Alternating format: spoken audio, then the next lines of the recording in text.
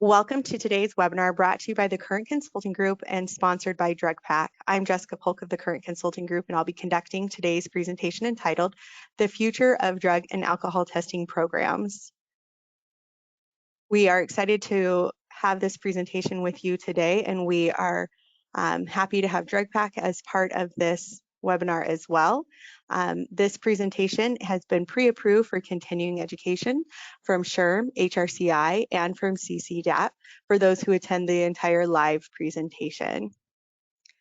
We'd like to take a minute right now to hear from today's sponsor. We're going to be showing you a short video presentation. Good morning, I'm David Gonsalves, General Manager of DrugPak. We're excited to be sponsoring today's presentation focused on the future of drug and alcohol testing programs. Before we begin, I'd like to express my excitement about DOT's final rule announcement recently. I know that oral fluid testing will benefit DOT drug testing programs and further its reach into private sector testing. My DrugPak team has been part of this industry for over 35 years now. We were excited to be leading in emerging technology when we started, and we're happy to evolve as the drug and alcohol testing industry grows and changes. Our software solutions will continue to support the needs of the next generation of drug testing.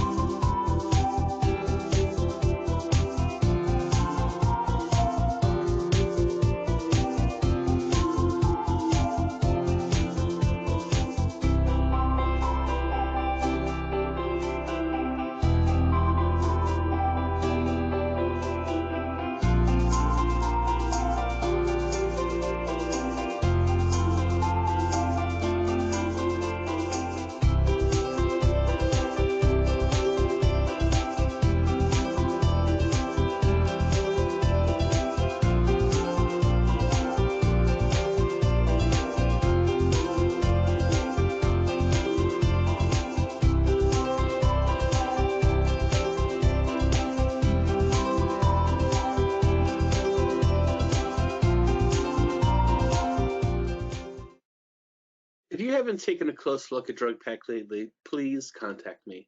I'll be happy to walk you through all the features of today's modern DrugPak.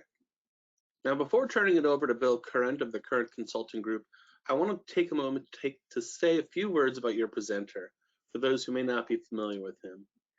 An expert in state drug testing laws, Bill Current is hands down the most insightful voice of the industry. In other words, today, you're in good hands. With the assistance of his talented team at the Current Consulting Group, or CCG, Bill keeps his finger on the pulse of drug testing news, trends, and the drug testing industry as a whole. His annual surveys provide valuable insight into the industry as we see it. There is truly no one like him in the industry. It's DrugPak's pleasure to sponsor CCG so we can bring you free educational resources such as today's presentation. And now it's time to hear from Bill Current on the future of drug and alcohol testing programs. Thank you very much, David. Those are very kind words, and I'm grateful for Current Consulting Group's association with DrugPak. DrugPak has been around for a long, long time, and it's really sort of one of the iconic brands in the drug testing industry. Now, I rank them up there with companies like Quest and OraSure and others that have been around for a long, long time. And even some of the newer brands like Premier Biotech, et cetera, that are ClearStar, some of the names that have come on in the last 15, 20 years. But DrugPak's been around a lot longer. And in our company, in the Current Consulting Group, we do a survey of the drug testing industry, and we're we're as a company, we're in our 25th year, but we're also in the 25th year of doing this survey. So we'll be releasing the results of our 25th annual drug testing industry survey, which was co-sponsored by DrugPack at the NDASA conference next week. So I won't be sharing the results of that with you today. However, I will say this, that as part of that survey, we asked a series of what we call brand name recognition questions. Which brands come to your mind when you think of lab-based urine testing or point of collection oral fluid testing, et cetera? And when we asked the question about drug testing management software and cloud services, not to give it away entirely, but DrugPack scored extremely well in this year's survey. Very, very well, I'll put it that way. So look for the results next week at the NDASA conference if you're going to be there, and if not, we'll be announcing a webinar for the results of that survey here in the very near future.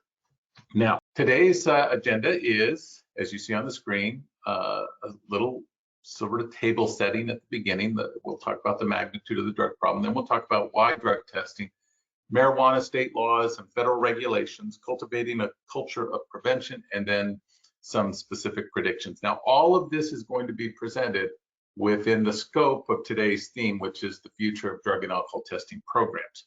There's a lot going on right now. David talked about in his opening message the new DOT guidelines for lab-based oral fluid testing. The state of Washington just passed a new law last week, similar to California's law, that prevents testing for marijuana with a drug test method that only shows a metabolite, like urine testing, which I'll talk about as well. I've got a couple slides coming up on both of those state laws.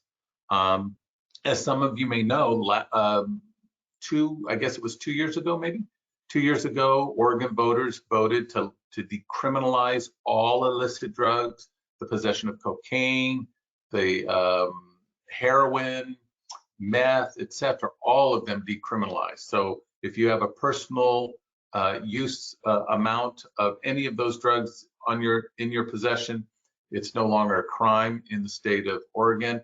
Today, I saw an article as I was preparing my remarks for today, where there's a movement afoot in the state of Oregon to reverse that because the drug problem has become so bad in the state of Oregon. I've done a number of presentations in Portland over the years, just as recently as 2020, I think 2021 maybe was the last one I did. And, you know, it's a different environment there. You can't walk down the street in Portland without, you know, from block to block to block, being covered in the scent of marijuana. And on every corner, there seems to be a marijuana store or dispensary. So a little bit of buyer's remorse, I guess, in the state of Oregon. And this is all sort of coming at a time when the legalization of marijuana is having a direct impact on the workplace. We said it would. It's taken a few years to really manifest itself, but it's happening. So let's go to our first slide on the magnitude of the problem. Now, this is data that comes from an annual study or survey from the federal government. It's called the National Survey on Drug Use and Health. It comes out from SAMHSA, comes out every year, usually in the summer or the fall. And so the 2022 report, which is the most recent one that we have, reflects data collected in 2021. So it's always a year behind. But as you can see from this graphic, the level of, or the percentage of people who admit to being regular users of marijuana increased 17.9% just in that 2-year period, when the 2020 results, which the 2020 results from the 2022 results, which of course reflect a year behind each time. And then you can see the levels by total numbers: 8.7 million prescription pain relief misuse, 7.4 million hallucinogens, etc.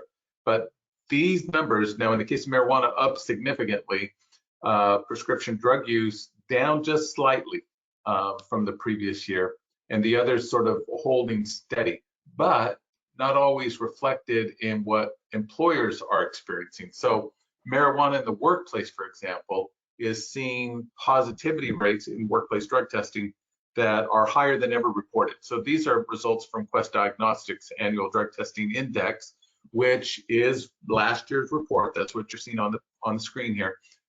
Quest will release the results and present the results of their new 2022 report next week at the NDASA conference, just like Current Consulting Group is going to do with our report. But you can see here that marijuana positivity rates increased.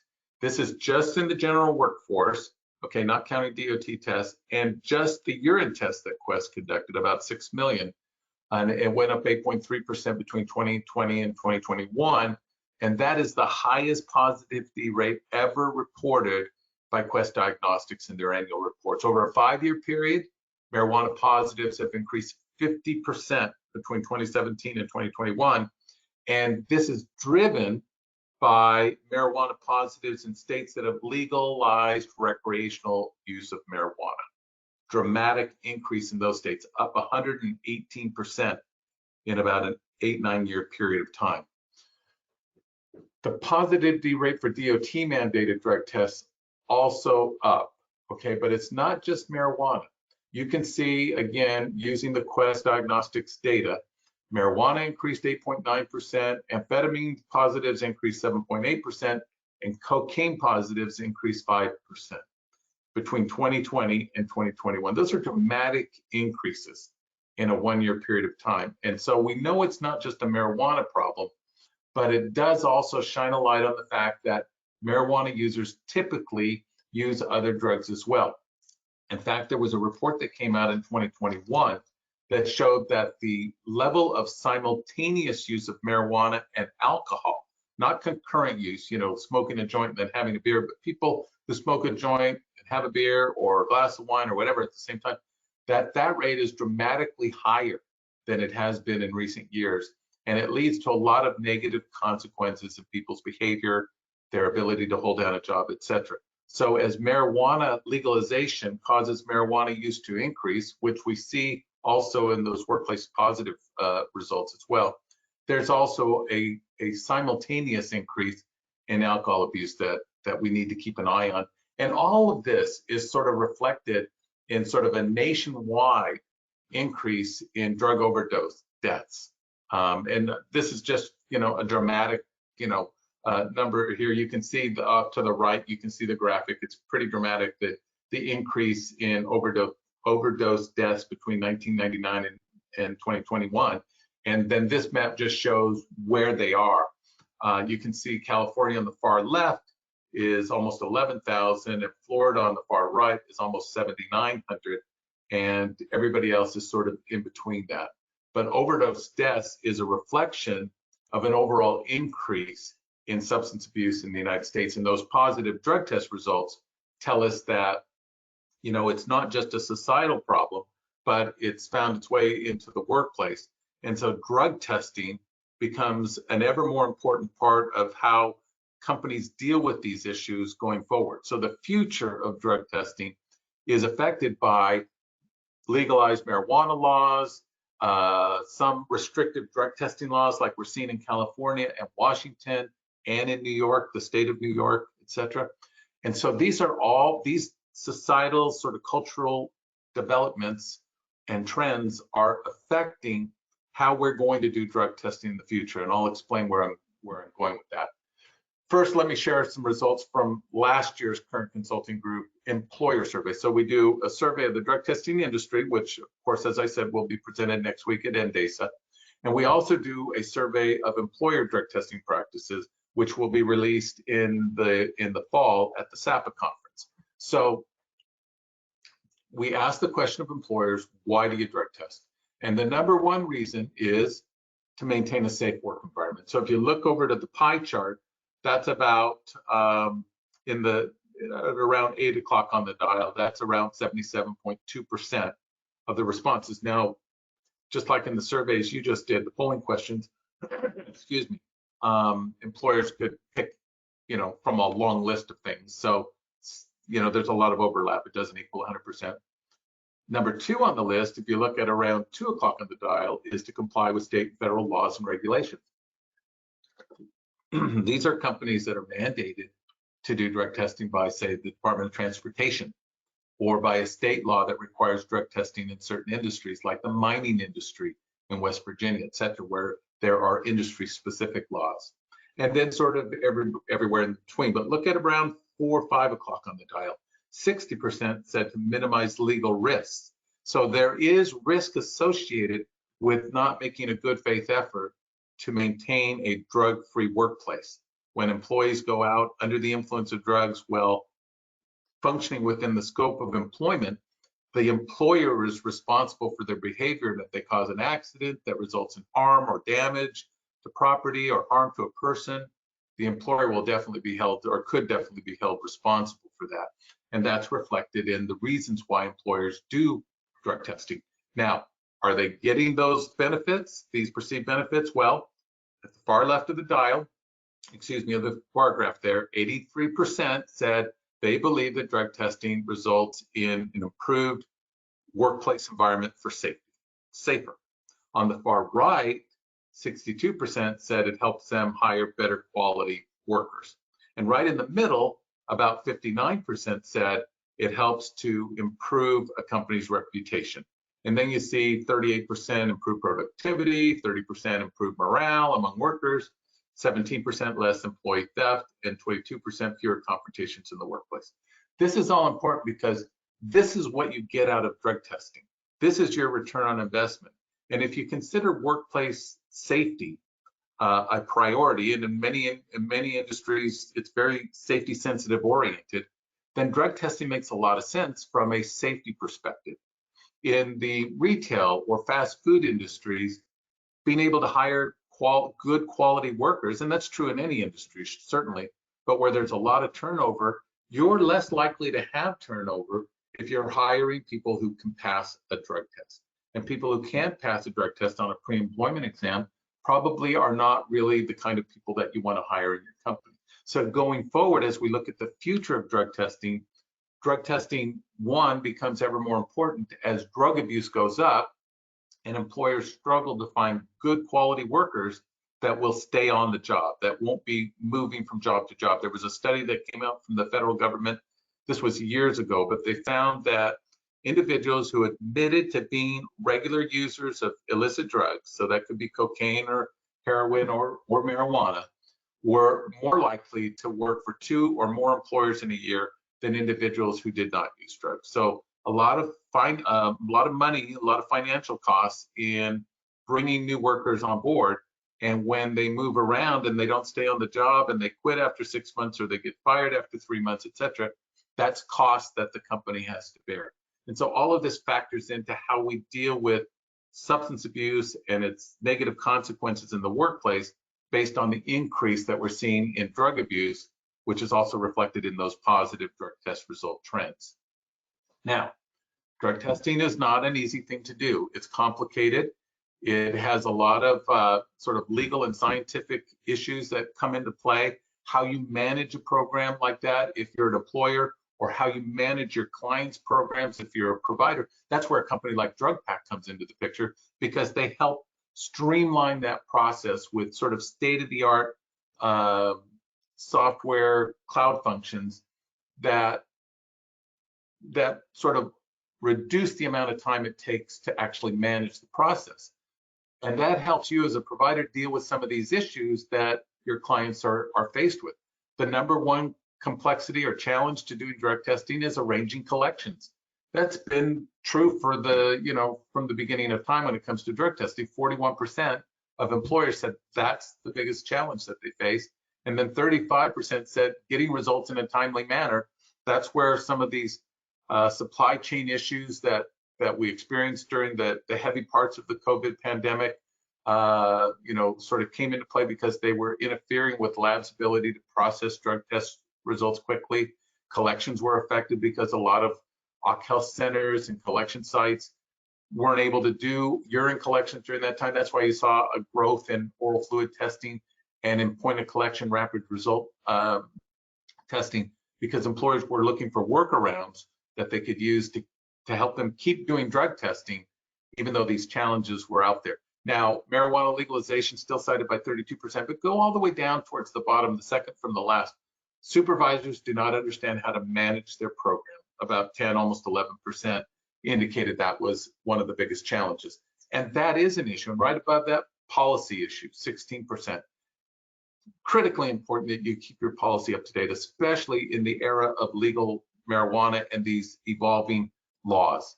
And then training your supervisors. These are all things that DrugPak can help you with, so that your supervisors understand what their role is.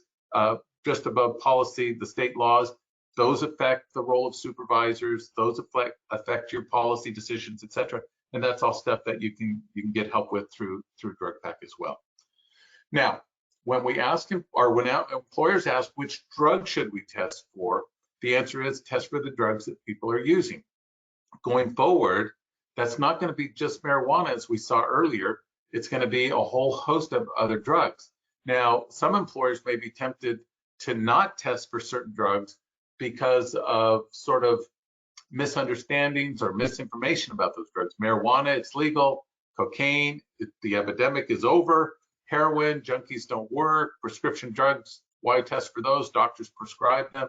And any of the drugs that people do on their own time is their business, right? That's sort of an emerging attitude that we're seeing among employers. But the reality is people are using all of these drugs still, and they're coming into the workplace either with the drugs to use during the day, or they're coming to work already under the influence of drugs that they used before their shift started. Let me give you one example. This is a very extreme example. It was a tragedy, but it's one example of how the workplace can be affected by different drugs of abuse. So this was the famous Amtrak accident that occurred in 2016. A train was going 106 miles an hour. It collided with a backhoe that was on the tracks. 2 Amtrak workers were killed, 41 passengers were hospitalized, and the engineer tested positive for marijuana. One of the workers tested positive for cocaine, and another worker tested positive for opiates. So if a company was just testing for marijuana, then they would have missed one of the contributing causes to this tragic accident, cocaine and opiates. And it resulted in millions of dollars in damages. I mean, and lawsuits, up the wazoo, so to speak. This is one example of how we answer the question, which drug should you test for? Going forward, as we look at the future of drug testing, it's going to be marijuana and all the other drugs that people commonly abuse. The good news is, despite some challenges in certain states, testing for marijuana is legal in all 50 states, even in New York, which has quote unquote prohibited testing for marijuana. Even in New York, you can test for marijuana under some circumstances like reasonable suspicion. And of course, the federal regulations like the DOT, drug and alcohol testing regulations, trump any prohibition in any state, including New York. So DOT covered employers would still test for marijuana and all the other commonly abused drugs, as you see in the second bullet there. It's legal to test for all of these drugs in every state. Now, there are some states that are very specific in their state law when it comes to defining which drugs you can use, but usually what they'll do, this is very common, they'll simply defer to either the federal or a state Controlled Substances Act, a schedule of drugs, and usually they'll be the same drugs that are in Schedule 1 of the Federal Controlled Substances Act, which includes cocaine and heroin and marijuana, etc. So going forward, drug testing, never more important. But which drugs we test for is part of how we address the future, because drug abuse is just going to continue to rise for the foreseeable future. And that's going to have an impact on which drug testing method you choose for your company. As David mentioned at the beginning, DOT has recently approved lab-based oral fluid testing. Now it's pending the certification of at least 2 laboratories by SAMHSA to conduct oral fluid testing. And there are a bunch of other caveats that go along with that. But it makes it possible for employers to really look at options or alternatives to traditional lab-based urine testing when putting a program together. Maybe they do oral fluid testing in post-accident reasonable suspicion situations, and they do urine testing for random and pre-employment situations. It could be a combination like that, or it could just be one or the other. But you want a drug testing method that is flexible, that's legal to use in your state, lab-based oral fluid testing, approved by DOT, pending those 2 laboratory certifications. is legal in 47, maybe even 48 states. Vermont sort of on the fence, but with the exception of Maine and Hawaii, which I think will both allow lab-based oral fluid testing very, very soon. Lab-based oral fluid testing is legal in every state, whereas with hair testing, it's a slightly longer list of states that don't allow hair testing for workplace drug testing. But you want a test that's legal, you want a test that's accurate. I'm going to share something with you on the accuracy of oral fluid testing in a minute. You want a window of detection that covers the entire window of impairment of the drugs that people are using. Got a slide coming up on that. And a drug testing method that has a very flexible option for drug tests, for your drug test panel, that include being able to test for marijuana, cocaine, heroin, etc., and maybe some of the other drugs, the expanded panel of opioids like hydrocodone and hydromorphone, etc. So those are things that you look for when you're trying to pick a drug testing method. The only two drug testing methods that have been endorsed by the federal government, by the Substance Abuse and Mental Health Services Administration, are lab-based urine testing and lab-based oral fluid testing. SAMHSA came out with final guidelines for lab-based oral fluid testing in October of 2019, and now DOT has come out with final guidelines for lab-based oral fluid testing just this month in May 2023. Again, pending those two lab certifications. The point here is that if you're looking for the most legally defensible way to do drug testing, it's going to be the traditional lab-based urine testing method, or now with federal approval, federal endorsement, lab-based oral fluid testing. Now, back in 2020, as everything was sort of hitting the fan, SAMHSA came out with a notice of proposed rulemaking for hair testing. Not a lot's happened with that. Reasonably and understandably, you know, SAMHSA and DOT have been focused on those oral fluid guidelines, but I expect that this will get resurrected, and it has been in the works, but I think we'll see federal guidelines for hair testing perhaps in the next few years. It's a process.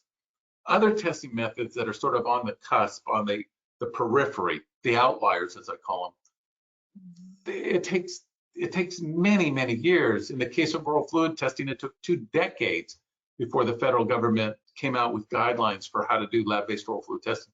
So I don't see any other drug testing methods on the horizon that will be approved by the federal government anytime soon. Certainly not in the next 5 years. Keep that in mind when you're looking at drug testing methods, because there are always new methods out there, but urine and oral fluid are sort of the top of the heap right now, with hair testing close behind. Now, I won't go through this graphic here, but you'll have it when you look at the recording. It just gives you some very specific information about the types of tests that are available, the window of detection, its ability to detect recent use, etc. Okay, so this is for your future looking and perusing. In our annual survey, we asked the question, what drug testing method do you use in your workplace? So this was presented to employers.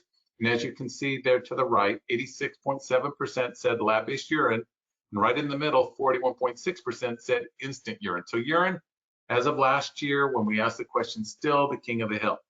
But instant oral fluid came in at 14%, and lab-based oral fluid testing came in at 23%.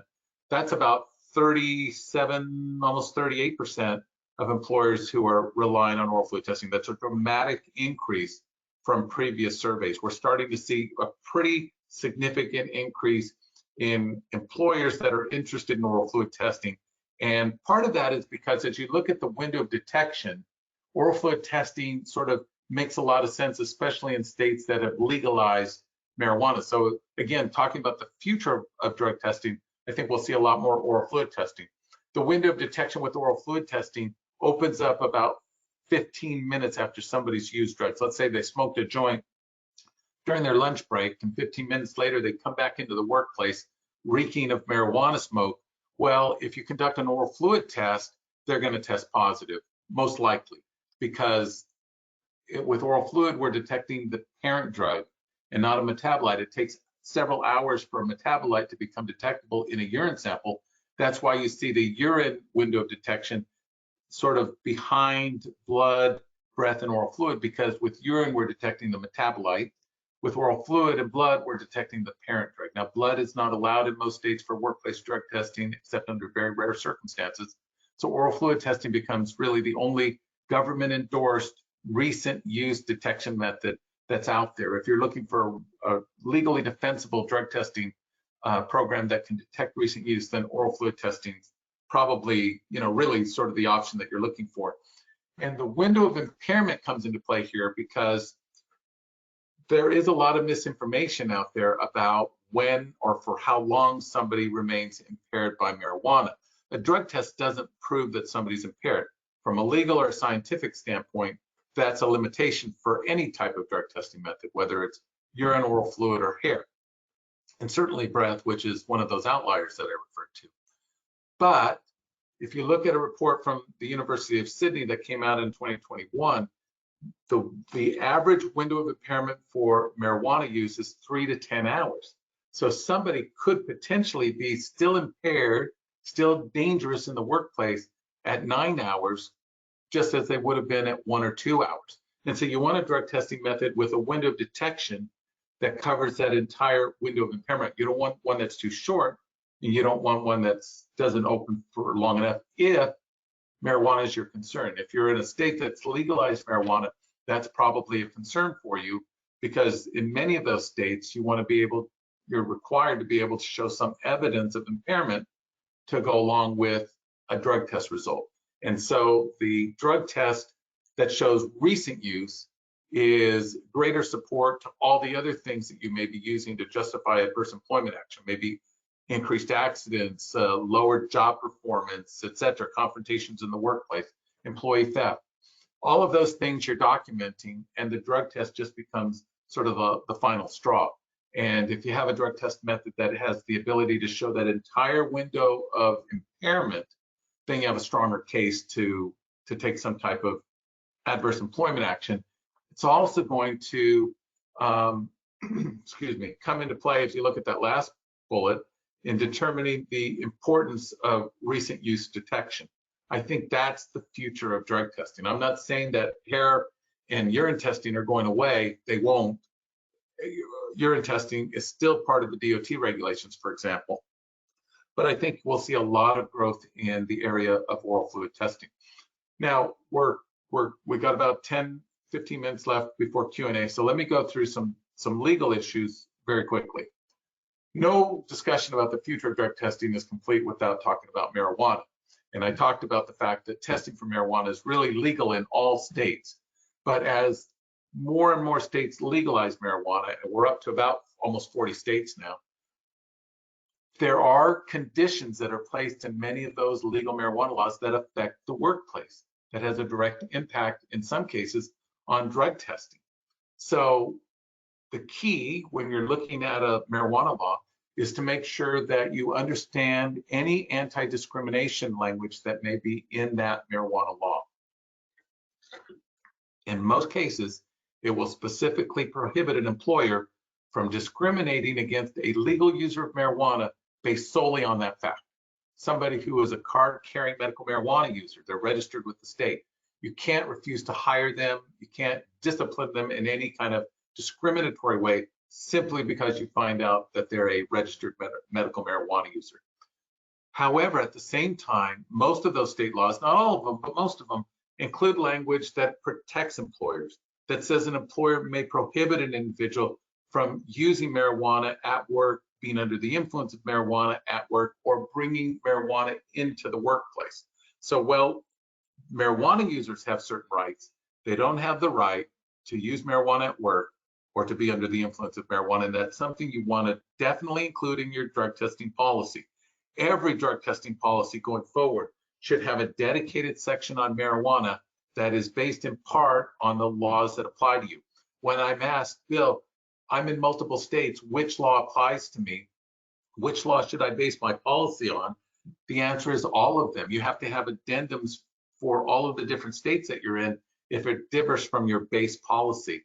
When it comes to marijuana, there's a big difference between the restrictions that apply in California to drug testing and what you can do in Florida or Texas. And so you don't want to sort of handcuff your entire company program by following the California restrictions everywhere else in the country. So you want a policy that shows, the differences between the different states when it comes to marijuana. And you want that so that, and I talked about California, so that you're not sort of hamstrung by these restrictive laws. California says it's unlawful to discriminate now against a person in hiring, termination, or any term or condition of employment if the discrimination is based upon the result of a drug test that only shows marijuana metabolites. That would be urine, that would be, well, let's just stay with urine, for example, because there are caveats for blood and hair. And it says other bodily fluids. Now, I know that the authors of that bill thought they were eliminating oral fluid testing too, because they as much as said so. The fact is that oral fluid testing detects the parent drug, not a metabolite. So you could continue to test employees and applicants in California with oral fluid. You can test them for marijuana with oral fluid and act upon the result of that without fear of discriminating against that individual. But if it's based on a drug test like urine that only shows the metabolite, then you may have a problem. That's why we're telling people you can still test for marijuana with urine. You just can't do anything with the result if somebody tests positive. So why do it? But with oral fluid, you would be able to detect, you would be able to take action based on a result because you're detecting the parent drug. In the state of Washington, they just passed a similar bill, which the governor signed, which is very, very similar, the same types of restrictions, but it has a much longer list of exceptions. In California, now keep in mind, federal requirements would trump the California restrictions. But in California, the only exception within the private sector would be in the construction industry. In Washington, they have a long list of exceptions. Much, much smarter approach, even though I don't agree with the premise that a non-psychoactive, the detection of a non-psychoactive metabolite means an individual is no longer under the influence. That's not true. It's not scientifically true. It's not necessarily legally provable either. But that's what California and Washington based their whole laws on. So whoever wrote that really didn't understand the science behind drug testing, and they sort of used some misnomers there that are misleading. But in the case of Washington, just sort of got cut and paste into their law, with the exception that they made a longer list of exceptions. And this sort of leads to oral fluid testing and what Sampson DOT did. And I've talked enough about that, I think, for the time being. But now 49 CFR Part 40, which governs DOT drug testing, includes language on lab-based oral fluid testing. Let me add one more time. Those DOT oral fluid guidelines do not become usable. They go into effect in June, so just in another week or so. But companies can't use it in compliance with the DOT regulations until there are at least 2 laboratories that have been certified by SAMHSA to conduct lab-based oral fluid testing with the actual devices that they're going to be processing through that laboratory. So a lot still to come there, but in the works. What I liked about what SAMHSA and DOT said about oral fluid testing, and I just wrote an article that'll be in the new DrugPak newsletter. The scientific basis for the use of oral fluid as an alternative specimen for drug testing has now been broadly established, and the advances in the use of oral fluid in detecting drugs have made it possible for this alternative specimen to be used in federal programs with the same level of confidence that has been applied to the use of urine. I based my article on this exact quote that came out of the preamble to the SAMHSA guidelines back in 2019 that DOT also underscored when it issued its guidelines earlier this month. There were a lot of reasons why SAMHSA and DOT decided to allow lab-based oral fluid testing, combating adulteration, directly observed collection, the potential to lower costs, the tighter window detection, and the ability to detect recent use, which you don't necessarily have with oral fluid or with urine testing, and certainly not with hair testing. Now, we have seen a dramatic increase in the percentage, I should say, of providers of drug testing that say they now offer oral fluid testing. In 2019, 36% in our annual survey said they offered oral fluid testing. In 2022, it was just over 85%. And in a separate question, we asked, what impact will the federal guidelines, when DOT issues guidelines on oral fluid testing, what impact will that have on your clients, employers wanting to at least consider or look at oral fluid testing? And it was a pretty significant percentage. I don't have that slide with me today. But we also asked the question in the future, what drug testing specimen will be most used?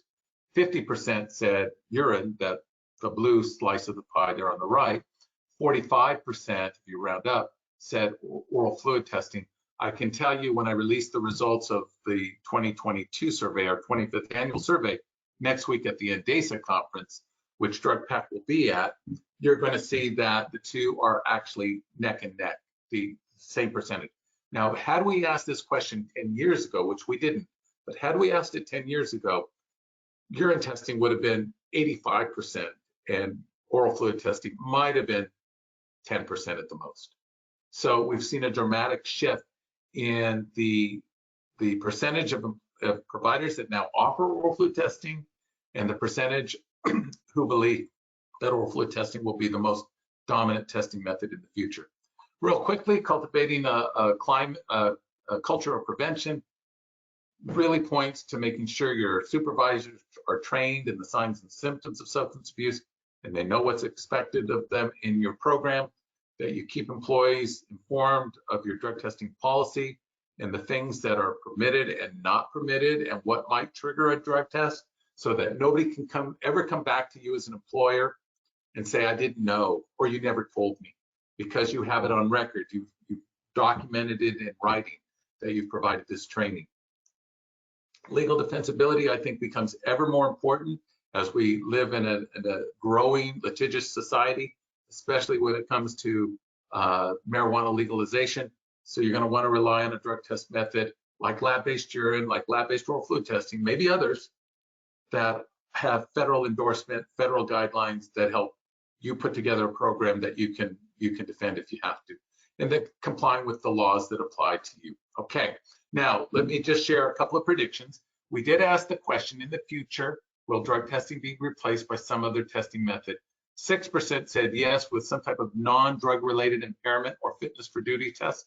I think we'll see more of those. I don't think it's going to replace drug testing, but I think that we'll see a combination of drug tests along with pupillary eye exams or some other type of fitness for duty test, like a fitness for duty screen for alcohol, like you see with some of these devices where you put your fingers on a thing and it detects the alcohol within your system, and then you know, positive, you can conduct a saliva or a breath test. I think we'll see a lot more focus on fitness for duty because of the legalization of marijuana rather than the detection of illegal drugs. And then finally, my predictions, I think we'll see more oral fluid testing. I think we'll see more on-site collections where workers have been trained to help oversee that. That's especially feasible with oral fluid testing. More point of collection testing, I think that becomes a factor with companies that are concerned about the turnaround time and getting test results back from laboratories. Not all labs have that problem. As I mentioned, you know, the Quest Drug Testing Index is based on mostly on lab-based oral fluid, lab-based testing, including urine and oral fluid.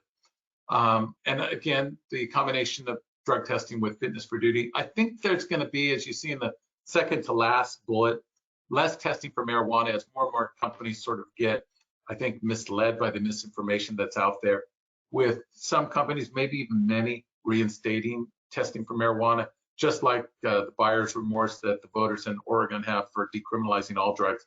I think we'll see companies that eliminate marijuana from the drug test panel, feeling some buyer's remorse and reinstating it. But there'll be less testing for marijuana over the next few years before we see sort of that level coming back up. And so those are my predictions about the future of drug testing and some advice and some points to take into consideration. And now, on behalf of DrugPak and Current Consulting Group, I'd be happy to entertain any questions that you have. Please feel free to submit them, and they can be on any topic related to today's presentation or anything to do with drug testing. Thank you so much, Bill. Thanks for getting us through all that valuable information about the future of drug and alcohol testing and how to ensure you have a program in place for that. So as Bill mentioned, if you have questions, go ahead and put them into the chat section. I'm going to go ahead and share a couple questions with you, Bill.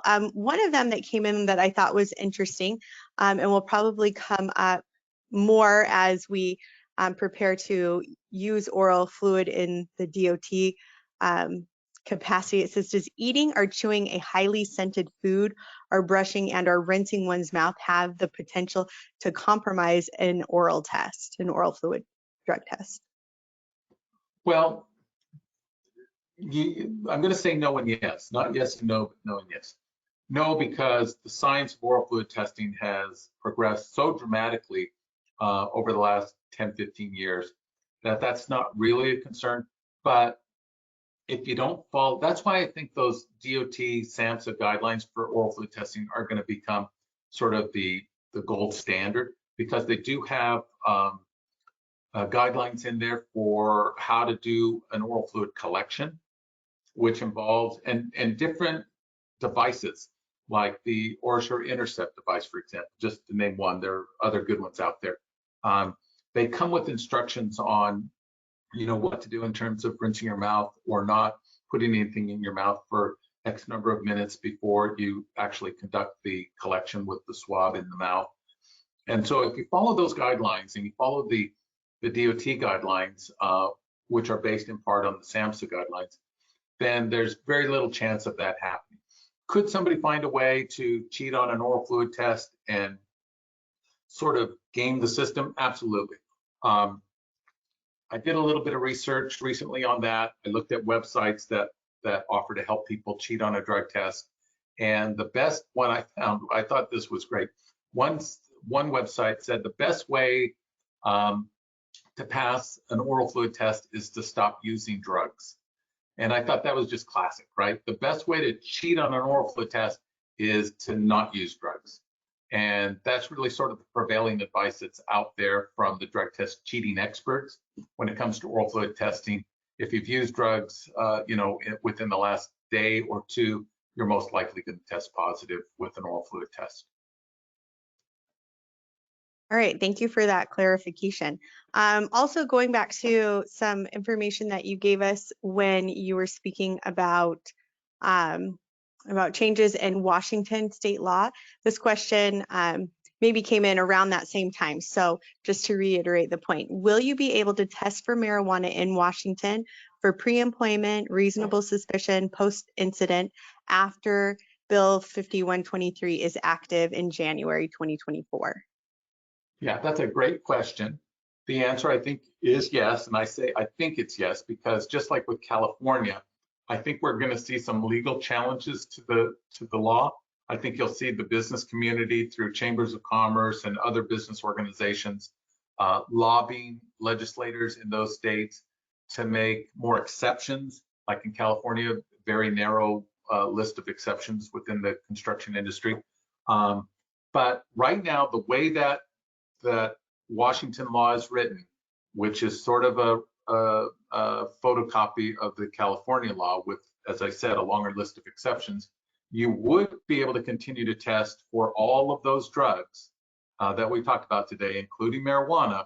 But if you want to take action based on a test, it can't be a test that only detects a metabolite of the drug.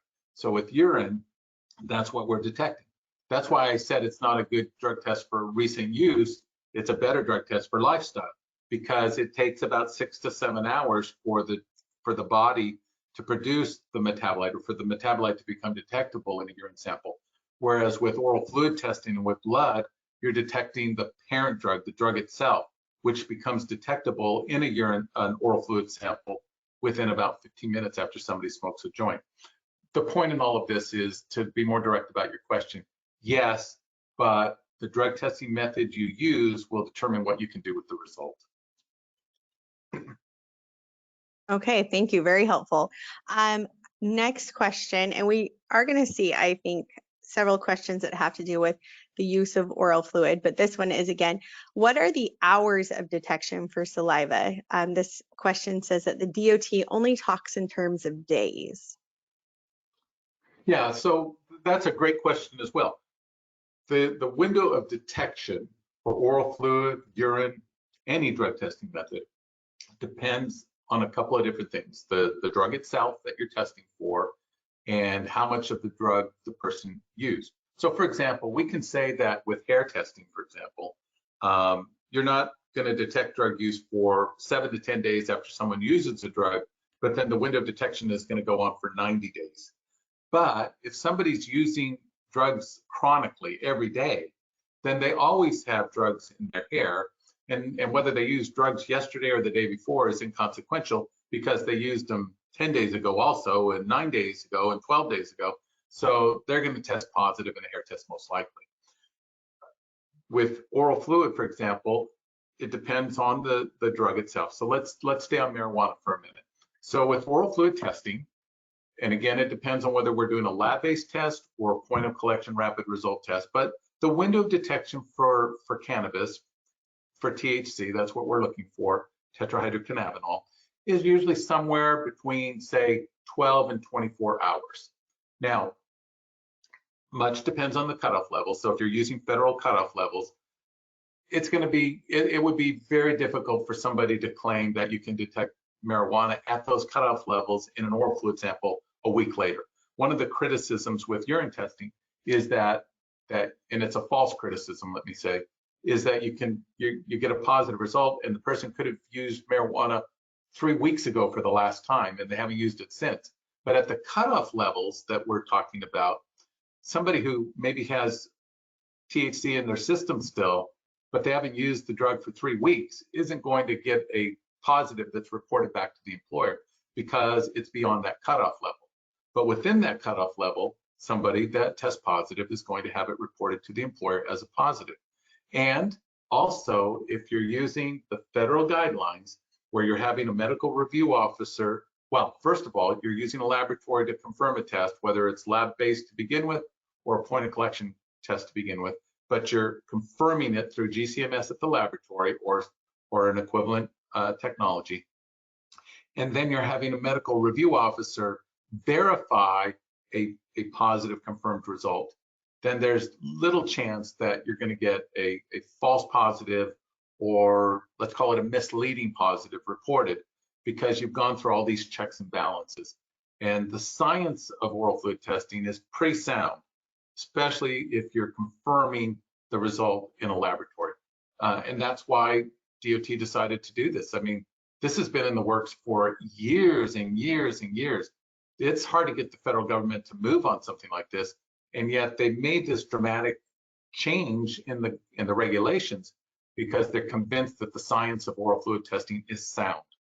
And a lab-based confirmation test with an MRO verification puts an employer in the strongest possible position to be able to defend a positive result and act upon it. Okay, here's another question.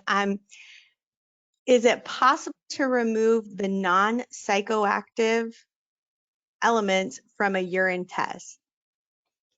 Yeah, I apologize. I don't know the answer to that question, except for when you read like the California law, AB 2188, I think it is, it refers to the quote unquote non-psychoactive metabolite. And it begs the question, what's a psychoactive metabolite and when did those cease to become detectable? Again, I don't think the people who wrote it or who wrote those two laws or the people who advised them on how to write those laws had either a clear understanding or maybe they were intentionally misleading. I don't know who wrote it. Okay, I'm not privy to that. But it seemed like the law was written to sort of gear people away from drug testing for marijuana, period. But the truth of the matter is, with oral fluid testing, you have a government-endorsed drug testing method that an employer can use in the state of California, and you're not detecting the metabolite, you're detecting the parent drug. So can the laboratory make a distinction between a psychoactive and a non-psychoactive metabolite? I doubt it. Again, going back to the way that law was written, it doesn't even acknowledge that as a reality. And so I think, again, the law was somewhat misleading in how it was written or how it's worded. Let me put it that way, because I don't know who wrote it. And so I don't mean to disparage anybody who wrote it, but I think the smartest people in the drug testing industry, the Donna Smiths and the David Kunzes and the Ed Combs of the world, these are the people who have really studied this from the whole issue of metabolites and the parent drug and psychoactive metabolites and non-psychoactive metabolites, and the people who really know the science. These are all PhDs who have devoted their life to this. I think we'd have to ask this question of them to get, sort of a definitive answer, because I don't, I'm not a scientist, and I don't pretend to be. In fact, I did a presentation a few years ago in which I was asked to explain more of the science of the process, and very generously, David Coons from CRL agreed to co-present with me, and he took all the hard questions, and I took the easy ones. So that's my answer to that question, Jessica. Well, I think that's a fair answer, and I think that's helpful information for sure. Obviously, this is a topic that we will continue to be talking about for months to come. The future of drug testing is now. These big changes are happening, and we are all getting ready for them. And so we appreciate you taking us through all of this information. We'd also like to thank DrugPak again for their sponsorship of today's webinar. Both Current Consulting Group and DrugPak will be present at the NDASA conference next week. So if you're planning to attend that conference, stop by our booth, or you can hear Bill speak again on Wednesday, the 24th. We're going to go ahead and wrap today's presentation up. If you've stayed with us this whole time and you're interested in the continuing education credits that are being offered by HRCI, SHRM, and CCDAP, we will email you those codes so that you can apply for those credits. We thank you for your time and joining us today. And this concludes today's webinar presentation. Have a great day.